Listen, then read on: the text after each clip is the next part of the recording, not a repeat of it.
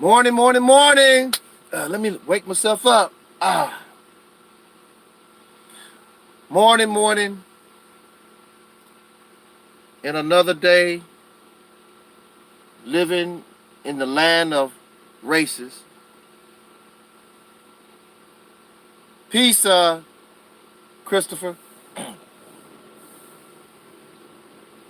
As always, in the name of our ancestors, peace forever and always. Welcome to another edition of what I call the Reality's Temple on Earth. I'm the mighty one, Angel Snub 7. And of course, I am also your soul brother, number one. This talk will be the one of the last vids that I present on this channel. I am going on a sabbatical for at least 2 months. I will not be posting any live videos here September and October, perhaps maybe in November. And I will explain the reason why later on. Actually, I was going to try to explain last night, but due to circumstances beyond my control, that was not possible. And this particular subject came to my mind first, so I'm going to speak about this topic here. Now, of course, there are no white pilgrims, but we're familiar with that story, and we was told about how the pilgrims came here, the Nina, the Pinta, the Santa Marina, whatever. And they came here to America on these ships. And of course, they would later establish what we call the United States of America. And the way the story is told is so beautiful, and they got along with the native people and all that kind of good stuff. And every November, the last November or the third week in November, celebrate Thanksgiving and everybody having a good time. Joy, joy, joy, joy, joy. It's just a wonderful thing, but we know that was not the reality. These pilgrims, actually, these pilgrims were really invaders. They were an invasive species that would change the reality of a people that had been here for thousands of years. Can you imagine? And it's amazing, but then too, it's not a surprise, because sometimes we do those things ourselves, destroy the reality of things, and something has been around for who knows, 100 years or whatever, like a tree. There might be a tree in your backyard that has been around for maybe 100 years or more. Who knows? It took 100 years for that tree to be the tree that it is. And here you come with your saw, and within a few minutes, something that took 100 years to evolve and to grow, you tear it up in just a few minutes. This is what the Europeans done to the natives here in North America. They came here with their saw and their axes, their lifestyle, their disease, and what was in place for thousands. I'm not talking about a few hundred years. This reality was in place for thousands of years, and within a few hundred years, the European destroyed everything that the native people knew. Before I continue the story, I want to let you know also that I received an email from a group that is called the Black Liberation Movement. And they informed me that they were interested to know more about the Mississippi campaign. They are having a meeting in Coldwater, Mississippi, September the 18th through the 22nd, I believe. They did not leave me a telephone number. Their only contact information that I have is the email address, and so far they have not returned an answer from my, replying to their email.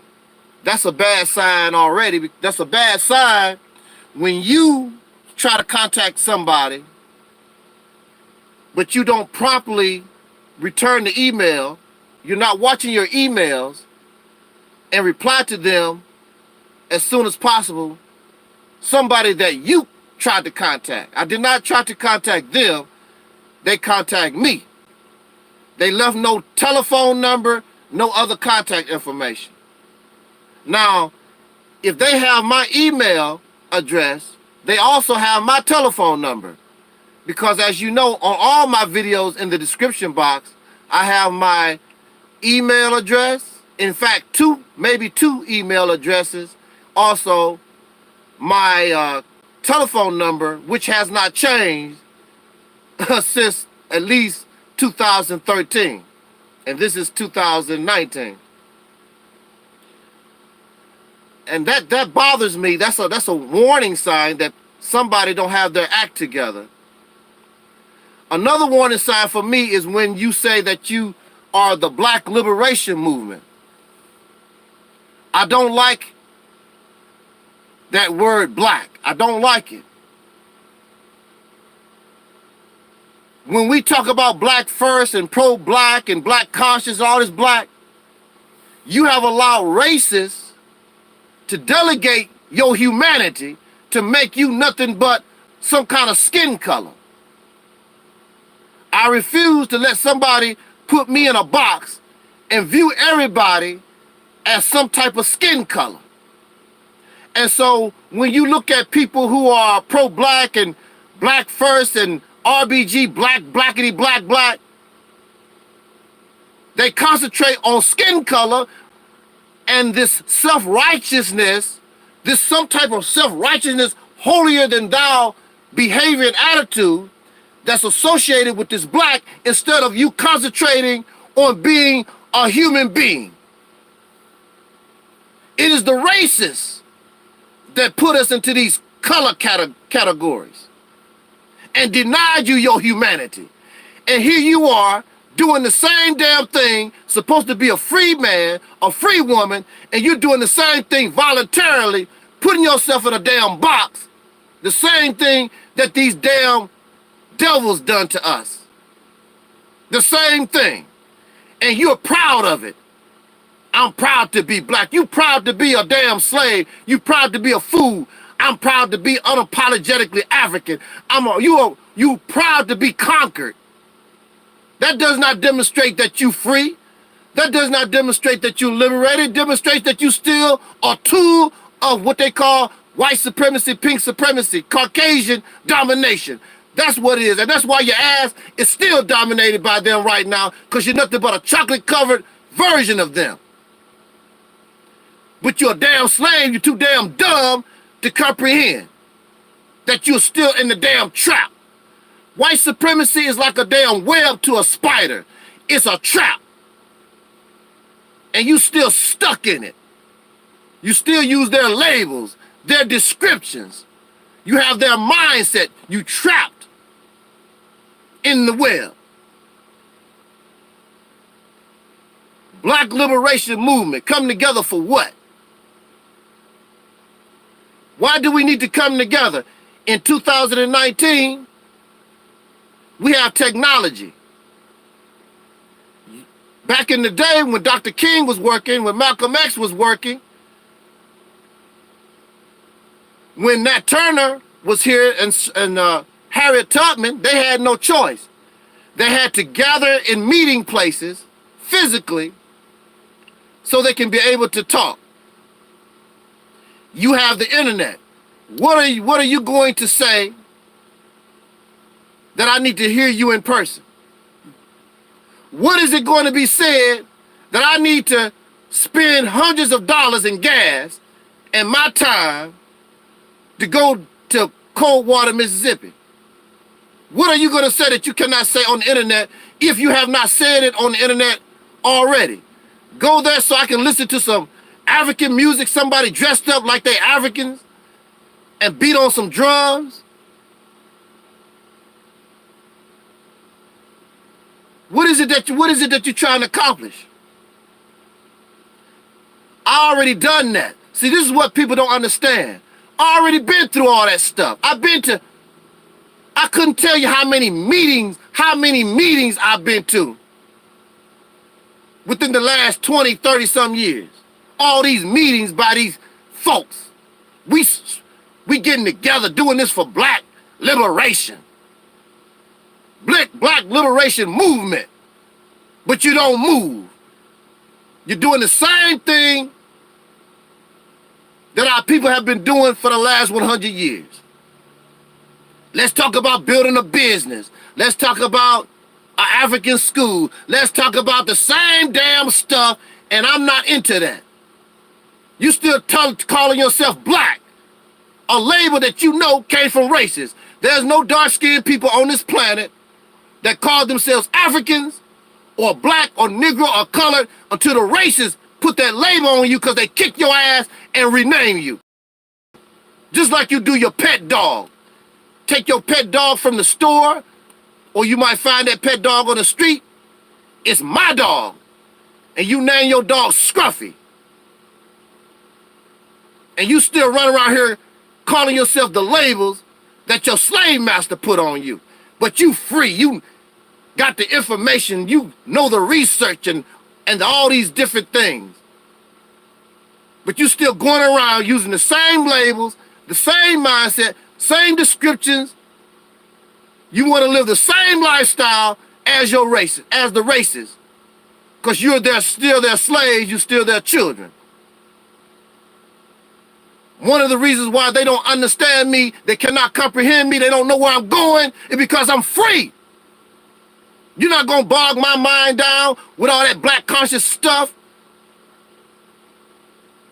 Because I understand that it's a result and it's a response from racism.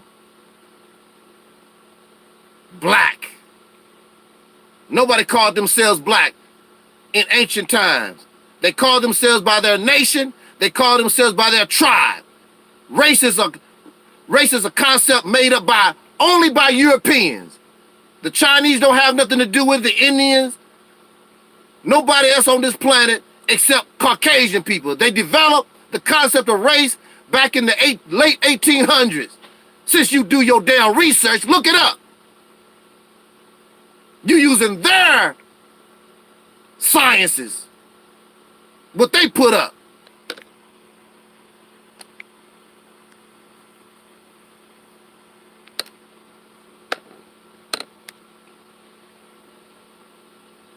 And this is why they ostracize their own people. That's why they pick and choose. When you talk about liberating the people, you're supposed to be talking about liberating a people. All the people. You don't nitpick. Oh, I can't mess with the homosexuals. Oh, I can't mess with the crackheads. Oh, you pick and choose. Because you're not a liberator. You're a damn slave. When you talk about liberating the people, when the Allies went in and they liberated the Jews, they liberated the Jews. They didn't, okay, well, you a homosexual Jew. We can't, you got to stay where you at. Y'all like peanuts. We're not messing with Jews that eat peanuts. Some of y'all Jews eat pork. Jews not supposed to eat pork. They didn't do that. When you liberate a people, when you seek the freedom of a people, You are there for the people. You don't pick and choose. Now, when you build a society, when the society is unjust and don't give a damn about the people, then they have their prejudice and bias against their own citizens, which is wrong also. Because these are your citizens. And a lot of this stuff, even if you're not religious, it's still based in religion. These man-made religions that put bias on other human beings. And you just ignore the fact that the society and the civilization that you created actually is responsible for these mutations or these behaviors that you claim that you dislike, and then you so high and mighty, so self-righteous, you don't look at your own damn faults. What the hell wrong with you? What's wrong with your ass? Sorry about that, little children. I was doing pretty good. These children have heard way more worse language than what I'm talking about. That's a shame, but that's the reality of it. I've heard some of these children use profanity and cuss worse than any adult I ever heard. I'm like, wow. And some people think when little children do that, that's cute. What's cute about that? So I don't think that I would really be interested in wasting my time and money and resources to go to a meeting where folks is bragging about their blackness. They so blackety black. It's the same old stuff I've heard in my life, at least for the last 30-some years. Tired of wasting my time with these meetings. If I'm gonna meet with somebody, we doing it because we really don't want nobody to hear what's going on. Period. And I'm damn sure not gonna base it because I'm black. So what, you black? So what? I got the melanin. So the hell what? What has it done for you lately? I'm proud to be an African. So what? What has Africa done for you lately? Not a damn thing. Nothing. You think just like your slave master, like they program you. I truly think all this African blackety black stuff, it might be created by the white man because it has done nothing for us. Nothing. Except made you silly and dumb. Make you feel good. More feel good rhetoric. That's all. Has not produced anything. Done nothing for you.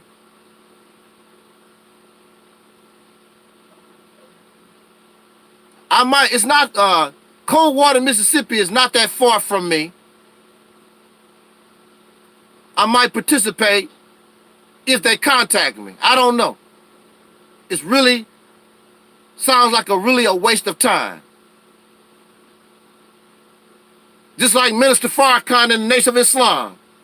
Every Savior's Day, this big-ass meeting, they don't accomplish nothing. Don't show what he accomplished, because he's not accomplishing nothing. It's nothing but feel good. You might as well go to church. You might as well stay with Pink Jesus.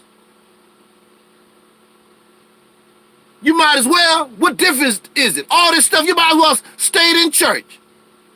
There's nothing liberating about it when you're still a damn slave. What's liberating about it? Nothing.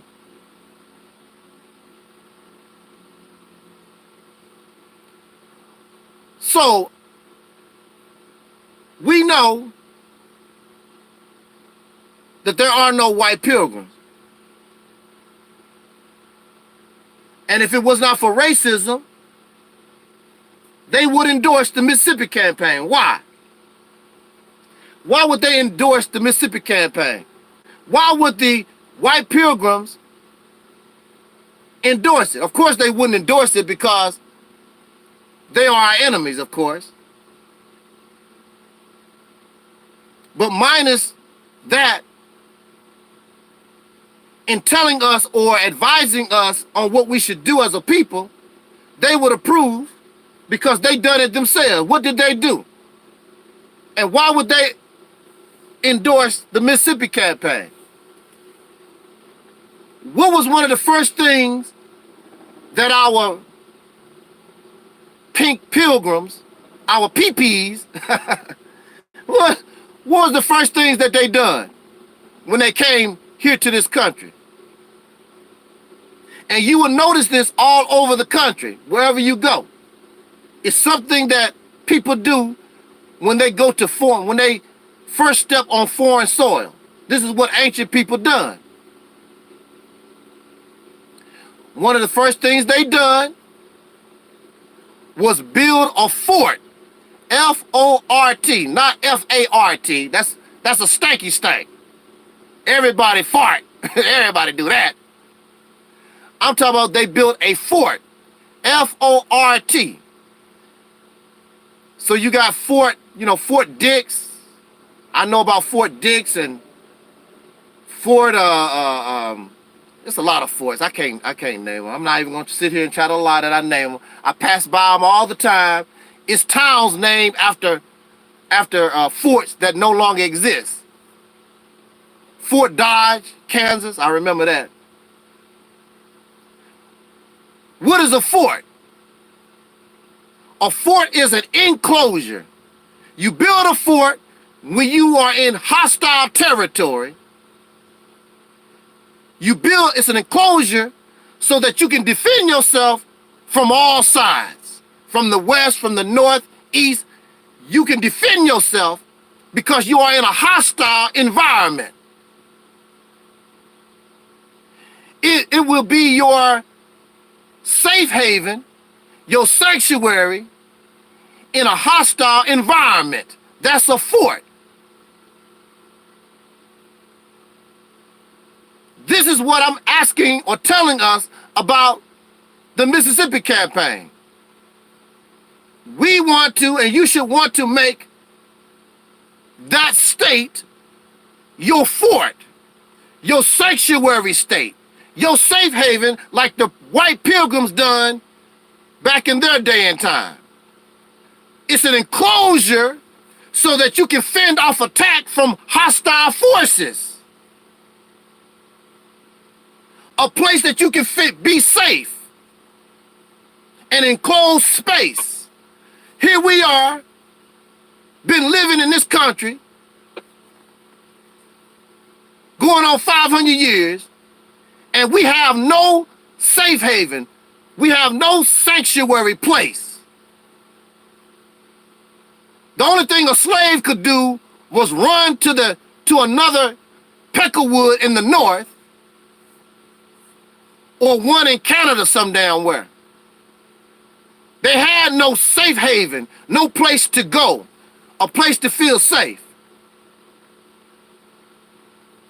Here you are in the United States, been living here, going on 500 years, and it's easy to murder you, easy to kill you. You get no kind of justice, nothing. There's nowhere that you can go where you can really feel safe in a safe haven. There is no fort for the so-called Negro in America. There's no fort for you. And I have people always in my face laughing. Oh, the Mississippi campaign is a pipe dream. It's not reality. It's blah, blah, blah. What do they have to offer? In their world, you get shot in your damn head. In your world, it's an African school. In their world, it's the same old damn stuff that they've been doing for the last 100 years that don't work. Let's go and pray to God 5 times a day. The same old stuff over and over again. Let's build a business and sell some damn shoes. But you have no sanctuary. You have no place. All this stuff that you build, all this stuff that you do, you can't protect it at all. So anytime, since you living in a hostile environment, anytime the predator wants you, they can come and get you anytime they feel like it. And that's exactly what they do. There's nothing in the United States that's a benefit to you. Nothing. at all, nothing. Anything that you build can easily be destroyed and taken away from you at a moment's notice. Nothing. You are in no position to defend nothing. You don't feel safe. At any time, anywhere, we can lose our lives simply because of the color of our skin. But when the Pilgrims came here, they built a fort. They built an enclosure. They built something around them. There's a story that Elijah Muhammad teach. Elijah Muhammad taught that Moses is the one that brought civilization and to the Caucasian people when they was living in the caves. And they were savages. And so Moses had to build a ring of fire around him to keep those savages off of him. You live in a savage environment, savage people. So the ring of fire became Moses' fort, became Moses' safe haven, where he could feel safe being in a hostile environment, surrounded by savages. Here you are unprotected, been unprotected, going on 500 years. And you listen to people that laugh. The Pilgrims were successful because they were able to defend themselves in a hostile environment. Moses was supposed to be successful. He used that ring of fire, and of course he eventually raised the white man from up out of the caves. But here you are, you like a rabbit without a hole to run into. Just anybody can do whatever the hell they want to us. Also, you are using that safe haven to transform your people from what we know of as a nigger, because you got to change yourself from out of the nigger attitude, this black stuff. You are changing them. You using that place to cause your people to go through a metamorphosis because they must be different. You cannot continue to be in the mind state that you're in. So when people on the outside come to Mississippi, they look at the people. These people are different. They look the same, but they are so different. They change. These black people here, which we will not accept that label. These soul brothers and sisters in this safe haven, in this fort, when people look at us transforming ourselves, going through a metamorphosis, they got to say, they're not like the rest of the country. What are they doing? Because you will be doing. You'll be going through a metamorphosis. And you cannot go through the metamorphosis unless you're able to protect yourself, defend yourself against the hostile forces that surround your fort. You got to be able to keep them out. You got to be able to control them and watch them. Otherwise, the new human being that's developing on this land can't develop properly. I don't know how long it'll take, but the next time you look up, niggas went in Mississippi, but niggas won't come out.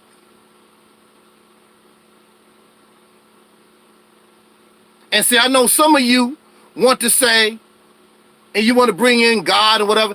Look, as far as I'm concerned, you can give God the credit or whatever, as long as the job get done. Give Allah the credit. You can give Marcus Garvey the credit. I don't care as long as the job get done. Because when it's all said and done, you can lie to yourself. You know what the deal was. God had nothing to do with it. Marcus Garvey had nothing to do with it. Elijah Muhammad had nothing to do with it. So who gets the credit? You do. You do. You get the credit for a change. What's wrong with that? You decided, I'm sick of it. I'm going to change my ways. I'm going to do this. I got to do better. You get the credit. But I'm dealing with people that cannot comprehend because they still slaves. When you talk about I'm unapologetically African, unapologetically black and all this other black, you ain't nothing but a damn slave. You still locked into the web that your slave master put you in. And even if you was liberated and free, you'll be operating and doing the same damn thing that the slave master programmed you to do. Nothing but a chocolate-covered version of being a racist. That's all. You think like them and act like them. This is why they cannot comprehend. That's why they laugh. You laugh at what you don't know, what you don't with all your reading, all your information, all your science, and all your history, they cannot understand something that is simple. This is simple. This was something that was taught to us as children growing up in school, American history. This is what the forefathers done. They created a fort to protect themselves against hostile forces. So you build your African school, you build all these businesses. How you gonna protect it when you live in a hostile environment? Then you get angry. The white man is doing this to us. Yeah, because you didn't defend yourself. You didn't put a fort around yourself. You didn't put a ring of fire around yourself when you know you're living with savages. So of course. But you know it all. You gods of the universe, y'all kings and queens and all this kind of good stuff. I wish you the best of luck. I don't want nothing to do with it. It's a waste of time. I've been there, done that. I don't go backwards, I go forwards. I don't care what happened 5,000 years ago. I don't care what happened 2 years ago. I'm talking about what's happening right now. Your leaders and all these people keep talking about the past, or they keep you in these damn fairy tale books, what Noah did, what Moses did, all that dumbass stuff. Keep you locked up in fairy tales, or they take you back to the damn past somewhere 5,000 years ago. Done what for you? Nothing. Nothing. And so they want to get angry at me because I stand up and talk about the nothing that they are producing. Nothing. It's all nothing. You just want to sound smart, like you want to know. You refuse, you too damn arrogant and hossidity to listen to some damn body. Because you don't know what common sense is. You don't know what logic is. Because you're a slave. A black power slave. Pro-black slave. Unapologetically black slave. An African wannabe slave. They slaves. I don't follow slaves. I'm liberated. I have a free mind. I don't follow slaves. I don't listen to slaves. I've heard all this stuff before. All of it. Many, many times. I'm not impressed by Farrakhan or Umar Johnson or Tariq Nasheed. All these guys. I've heard it before. I'm not impressed. It means nothing. It don't work. The only thing you can do is clap your hands and it make you feel good. You might have a little success, and that's why you keep taking the bait, because you'll have a little tiny success. And your little success don't mean a damn thing, because when the next chicken sandwich come out, them niggas gonna run out and get it. Because nothing's gonna change. Nothing has changed. But I guarantee you, if you do it right in the state of Mississippi, they can advertise all the chicken sandwiches they want to. Our people will not respond because they are transforming themselves from a nigger to a higher being. And you can call that higher being God or whatever you want to call it, but they're not going to be a slave no more. And a slave is not moved by a damn chicken sandwich. Woo! But in your world, in the world that is dominated by these pro-black folks, our people are moved by a chicken sandwich, and there's nothing they can do about it except get on YouTube and tell her that's embarrassing. That's embarrassing for black folks. That's you. That's what you create. You don't want to run around here telling you got all the knowledge and understanding and blah, blah, blah. Apparently they don't give a damn about your teachings. They don't give a damn about all that stuff. And they shouldn't. Because it's more to them than melanin. It's more to them than being black. You have denied them their very humanity. And they should ignore what you're talking about. Because you're not doing a damn thing for them. So on that note, of course, something simple flies way over the ears of some of these people, which is fine with me. But like I said, this is one of my last videos that I'm going to post. I'm going to explain why I have to go on a sabbatical. This whole situation is very frustrating to me. And YouTube is just not working for me. I've been on YouTube for over 10 years, and it's just not working. If I was pro-black, all this blackity-black stuff, I guess it'd be all right. Because I don't expect nothing. You know, just donate to my Cash App, my GoFundMe. They get some money out of you. I'm not about that. I want to change. We need to change. We need to do something different. This same old is not working. It's never going to work. So I need to leave YouTube. I got to leave YouTube alone. I have to use my energies and concentrate on other things. Since you don't want to do a damn thing, you want to sit on your ass, you do that. I have to look out for myself and those who think like I do so that we can do what is in the best interest of ourselves. And whatever happened to you, it just happens to you. You have to suffer the consequences of your action. I'm not a savior. I'm not a hero. I'm not divine. I'm just a brother who been through all this blackity black stuff. It don't work. It ain't about nothing. Try a different mentality. Try a different mindset. Try.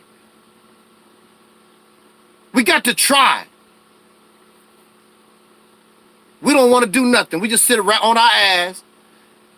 And I'm not going to be your entertainer because I'm serious as a heart attack. I'm not going to be your entertainer. You don't want to do anything? Then what sense do it?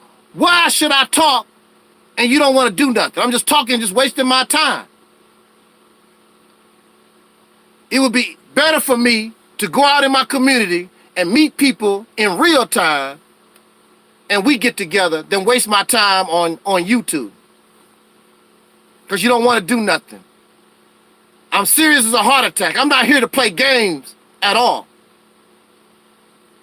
But there are those who still see me as entertainment, like I'm Tariq Nasheed or Hassan Campbell or whoever. I'm not those people. I've been there, done that.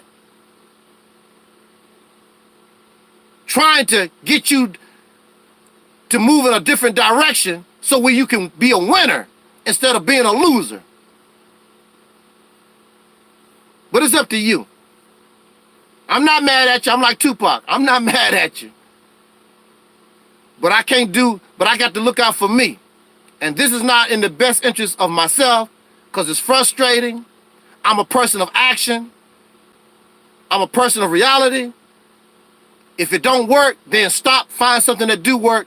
I'm not loyal to no train of thought or no strategy, only to that which is working.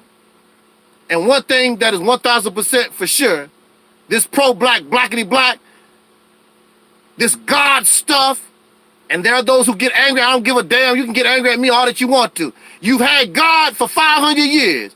You have all this blackity-black stuff. It's not working. If you want to be inspired by something like that, that's cool.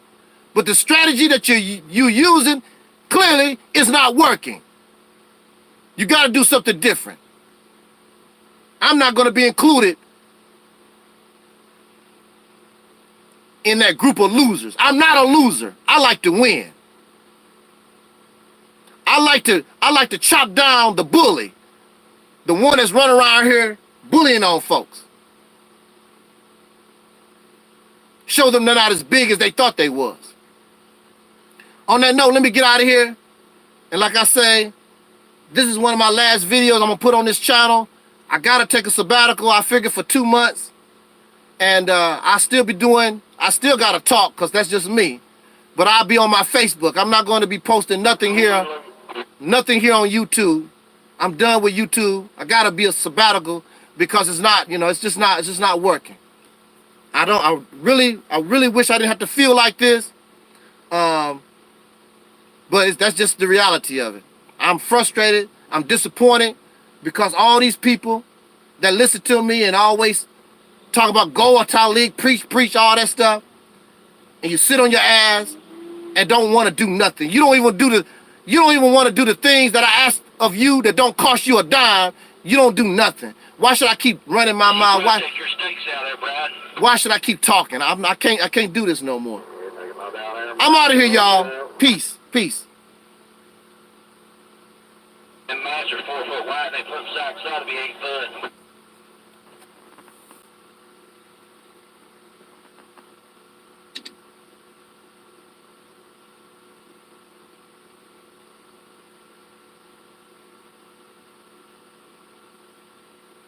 I thought I could have pulled out there. Man, you see it, dumbass?